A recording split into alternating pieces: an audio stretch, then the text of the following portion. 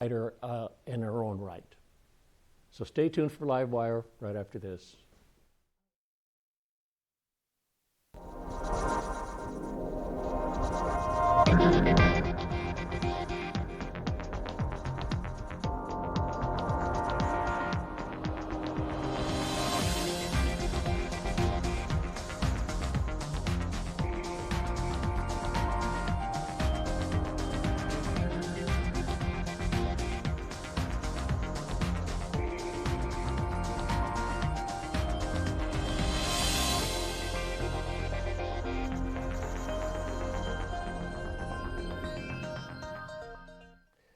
With me in the studio is Genoa Barrow.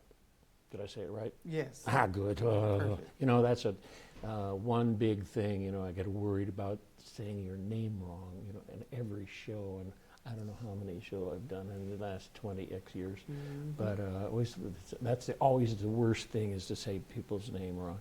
At any rate, you are part of this celebration of anniversary celebration for journalistic excellence in our town. Yes, sir. I'm celebrating, actually, this Friday, I'm celebrating my 25th year as the senior staff writer for the Sacramento Observer, the local black newspaper, yes. Yes, it is. And where's it going to be? I'm going to actually, I say it like this, it's going to be at a restaurant called The Palace, because I'm the queen. Okay, good. And so you get to organize all of the food? Yes. There's going to be a food, a custom cake that I designed because I like things to be custom. Yeah, sure. So yeah, but like 25 years is a milestone, so I said, why not do it big? Sure, I'm good with that. I really am. I think it's fantastic. And the Observer has been a really important part of the whole scene here. Mm-hmm.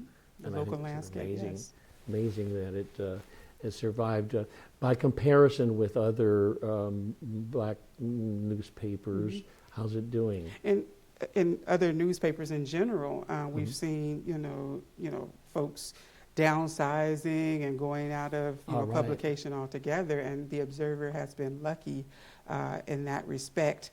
We celebrated our 60th anniversary last year with a big gala downtown at the Memorial Auditorium. Folks came from all over the country to help us celebrate because the Observer has been around, for that long, and has been, covering the black community for that long, both local and national news of importance to our community. So it was great to, be a part of that. 60 years is nothing to, sneeze at, and to have been a part of it for the last 25 years has been, something very special to me to see it, evolve and change and grow and still be here. I've seen, I looked online and it's about other publications like that one, and how they worked out across the country, and they have short lives, 10 years, something like that. I mean, it's rough. It can be rough, as a business.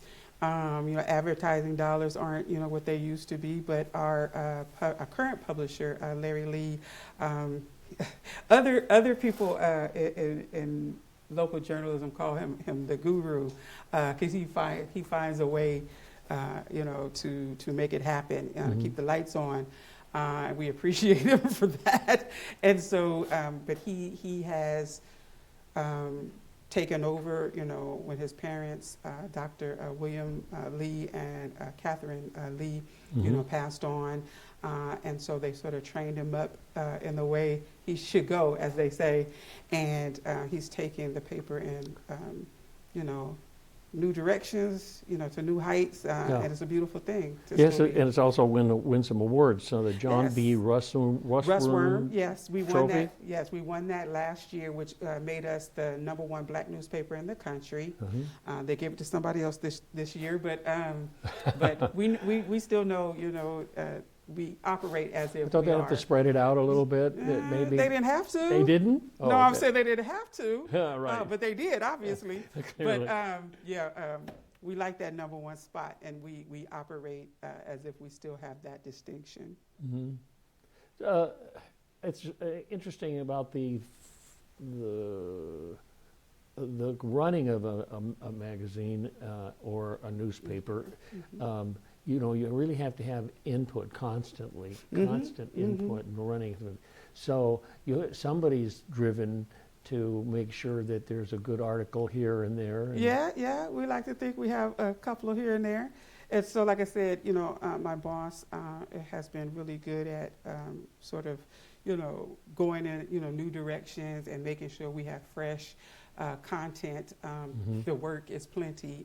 And so I always say the beauty of my job is there's always more stories to tell. And I think we talk about, newspapers, coming and going, in a time where other newspapers are folding, we've grown. We've tripled our newsroom. And our newsroom is larger than it's been. We have some really good, I would say, younger reporters who are doing some amazing reporting, and it's reflecting in, some of the accolades that we're seeing. People are noticing in the community, which is the real accolade. But we just won some awards this past Sunday from the California Newspaper Publishers Association. We won 7 awards. I won 2 myself for my reporting. I won 2 second place awards, for in-depth reporting for a series I did on mass incarceration and its impact on the Black community, and another second place in the health reporting for a special edition I did on sickle cell. So some of the stories are about things like incarceration, issues of humanity. Yeah. And some of them are about organizations that provide cultural activity, let's say. Yes. I'm making this up. No. You sound like you read the paper. Oh. Well, good. Yeah. At any rate, so like, the Black theater companies in town, Yep, Celebration Arts. We've done lots of things on them over the years. There's another one, Images Theater Company. Actually, they have a play coming up that we're going to be doing some stuff on. So it's like things that, are of importance, to the community, and also shine, light on things, activities, for people to do. And I mean, it's just, life in general. Yeah, right. And events that are like every year, they're done every year. Yes, we going do door to door to do something, whatever it is. Yeah, the annual, a lot of annual events that, still, happen in the community, new ones, things that are going on entertainment-wise. Human interest. The Observer covers some of it, and obviously we're the capital city, so there's some government and some civic engagement kind of things. So that's what draws people to the paper. Yeah, it's great.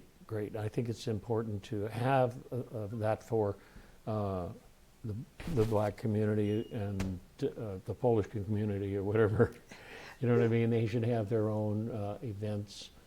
Calendar, or maybe it could grow into a magazine, or what I mean? Sure. And there, I like to say I'm a proud member of the ethnic press, right? And so there's ethnic newspapers, publications, several, different. Well, do you have some slides? Could you do the narrating? Okay. I'll go out for a Coca-Cola. Okay. No, just joking. Here we go. Yes, this is one of my favorite covers of the paper, and I did a story on some local Black veterans, and this gentleman shared his history with the military. So, like I said, that was one of the front covers.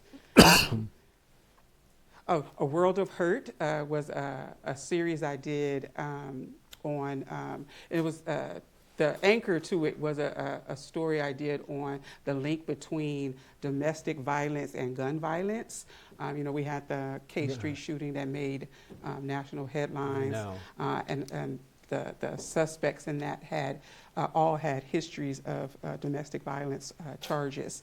And I did that, and that was actually a part of a fellowship I had with the USC Annenberg Center for Health sure. Journalism. Yes, and actually right now I'm in my 3rd fellowship with them. Wow. This is County Accountability, another cover story that I had. Broke the story about the county spending CARES money for COVID. And so that was like big in the news. Uh-huh. And that was, here is the sickle cell that I mentioned a minute ago. It was called Painfully Aware. And that was one of the ones that just won me a 2nd place award, statewide award. Was a series of stories I did on sickle cell. Yeah, that's good. In the Black community. This is, I was invited to be on a panel. You'll see the first Black police chief there, former Daniel Hahn. You'll see him there, the Urban Film Fest. You see Vince Miles on just at the left. They put on Black Film Festival and talk about, called Cine Soul. And I was invited to come out and, because I am a Black movie connoisseur.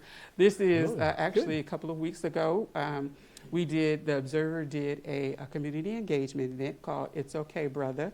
Mental health resource fair based on my reporting on Black men, a series called Headspace about Black men and Black men's mental health. I got it. And we had a community engagement event, and so we're trying to, impact lives, and I think that series did that and is doing that. I've been very humbled by the stories that Black men have shared with their experiences for mental health. Good. You also are an author of some really nifty books. Yes, I like to think so. I think so too. And so tell me a little bit about Hey Little Sis and Kudos and that. Gonsalves, yes. So hold on, we're going to take a short pause for the cause. Oh, we can continue talking? Oh, okay. Okay. Well, you continue talking. This is your show. Okay. But I'll just follow your lead. Well, but I was following the lead on the screen. It's all good. So yes, Hey Little Sis is my first children's book that I put out last year. And I wrote and illustrated a children's book. And illustrated. Yeah, and illustrated. What fun, because I'm really not an artist. But I amazed myself.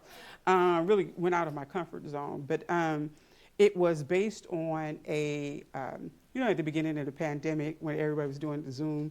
And so they were doing a session. It was like a mindfulness session. They were like, close your eyes and imagine what you would, if you could go back in time and talk to your childhood self, what would you say?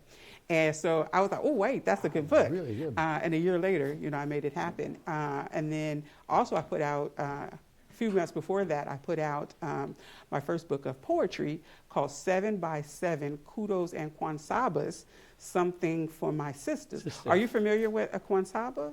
Kwansaba, Kwansaba it's a poetry form, but it was created by Dr. Eugene Redmond, and who was the poet laureate of St. Louis, and he used to teach here at Sac State. But it's 7 lines, and each line could be no more than 7 words, and each word can be no longer than 7 letters. And I challenged myself to write 49 poems. So that's where the 7 by 7. So I wrote 49 poems in a month. And they're all about, that's where the Something for My Sisters come in, because they're about women that I admire. Wow. So if I want to get this book, can I jump online and get it? Yes, actually, the 7 by 7 book is available on Amazon.com. And it's called, is it called 7? Yeah, it's called 7 by 7. The number or the... Yeah, the numbers, because it's 7 times 7 is 49. So it's a 49-word poem. So that's why it's called 7 by 7. And then Hey Little Sis is available on my own website, which is GB Unlimited Press. GB Boy Unlimitedpress.com. You can go on there and buy those. And actually, I'm working on, I've already written it. I just have to find the time with all the juggling I do. I already have the sequel, which is going to be called Hey Big Sis. Okay. It's going to be, so it's in reverse. So if I could go, if my childhood self could go to the future and say something to, me now, what would what Wow. would she say? Yeah. And sort of like affirmations that anybody could, Yeah. like, don't lose your, your fearlessness. You march to your own beat of your own drummer, and it's okay. That kind of thing. And I think young kids need that. I wish I had had that when I was a kid. But you have Drive to Do. There's another one here, an anthology called yeah. Daddy Issues. Yeah, that was my first book, and it was an anthology, and it had other ladies talking about absenteeism, and amongst like adult, talking about those experiences. And yeah, people keep saying I should write a sequel because I actually was able to meet my father for the first time, actually, after obviously that book was done in 2019, but I met my father, and actually, unfortunately, I lost him a couple of weeks ago. Wow. But actually, all roads lead back to the Observer. I did a story in 2016 with Ancestry.com, and that led me to a cousin that just reached out of the blue and said, I think we're related based on, because they keep your DNA. And that led me to my brother, who I didn't know I had a brother. And then it led me to my father. And so, I was able to meet him and, spend time with him on several occasions. So people keep saying I should update the story. And so I'll consider that. But it's still a little raw right now. Which leads us to a break. Okay. We're on television here. Okay. No, that's fine. That's fine. We'll take a pause here, a pause for the cause, Pause and for we'll the be back cause. with Genoa Barrow and talking about the many things that she does.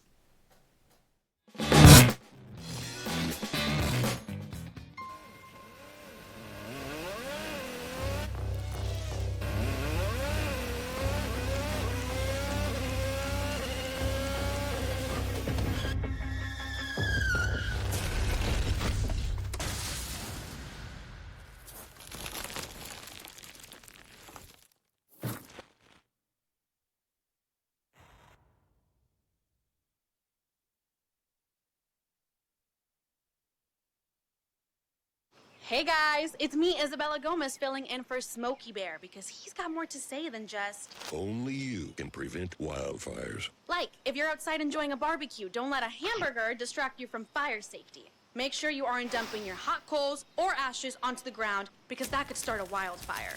So take wildfire prevention seriously and let's save the world one day at a time. Juntos con Smokey Bear, podemos hacerlo. Go to smokeybear.com to learn more about wildfire prevention.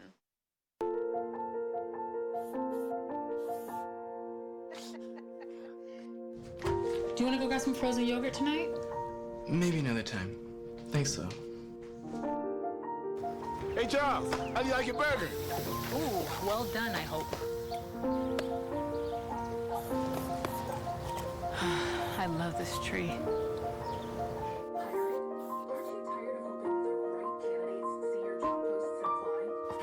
Hey, honey. When you thought we'd try something new? Family art hour. Come on, sit down. Okay, guys, what do you think? That is you. Oh, you got jokes. You're funny. That is you, and that is your son, and your other son.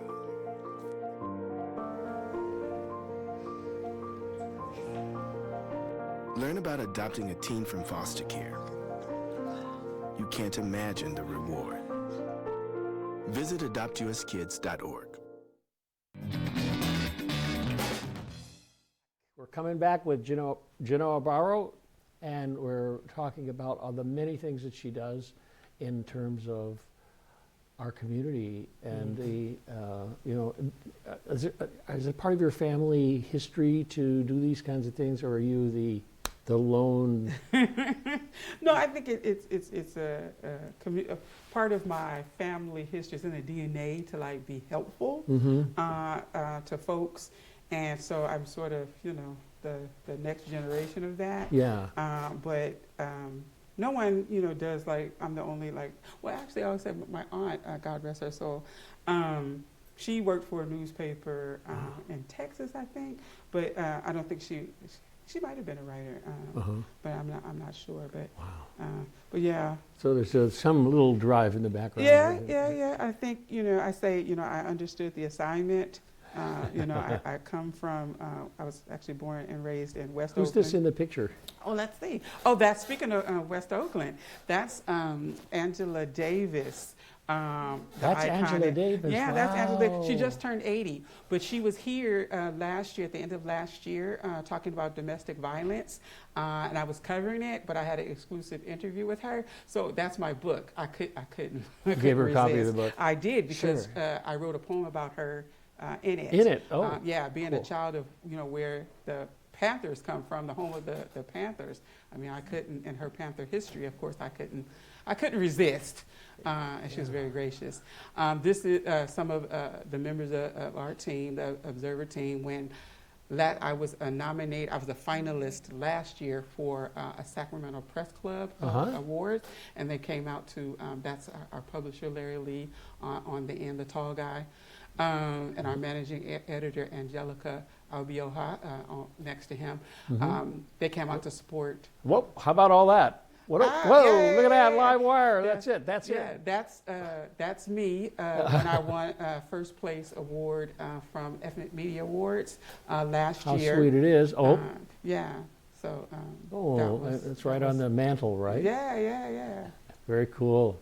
It was. And this is when I won an award from the California Grand Jurors Association for breaking that story about the county giving away the CARES money Yeah. and sort of continuing about, because they went on to a grand jury. And so this association. This is great. Yeah, I went out to San Rafael for that. I love this photo. This is me and the fellas, I like to say. But these are some of the gentlemen who have filled out my a survey I did on black men and mental health. And some of them that are here in this picture told their personal stories with mental health, sometimes for the first time, publicly. And so, yeah, that's special to me. Wow, I think it's a reaching into areas that require, you really jumping into them and doing them, and how that happens is really amazing to learn about. Kind of a journalism 1. Yeah, journalism 1 and 101, and like I said, 25 years. I continue to sharpen my skills. I walk into a room most of the time. I've interviewed half the people in the room, but like I said, the beauty, one of the beauties of my job is there's still more stories to tell. So, Pretty in Pink. Oh, that's as if I didn't have enough on my plate. But Pretty in Pink is a project that's close to my heart. And like I said, I meet a lot of people, and some of the stories I've done on breast cancer survivors. And so Pretty in Pink is a fundraiser that my child and I started a number of years ago. And we raise money and give it directly to breast cancer survivors.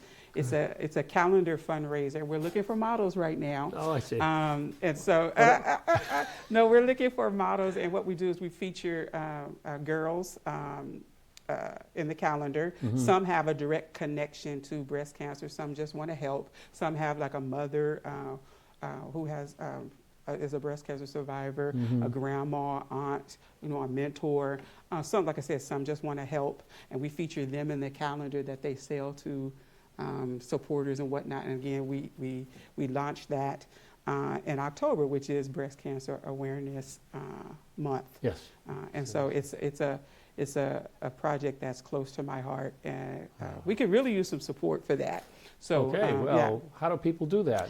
you can email me at GB Unlimited. GB Boy Unlimited? Yes, GB Unlimited, GB Unlimited Press at gmail.com.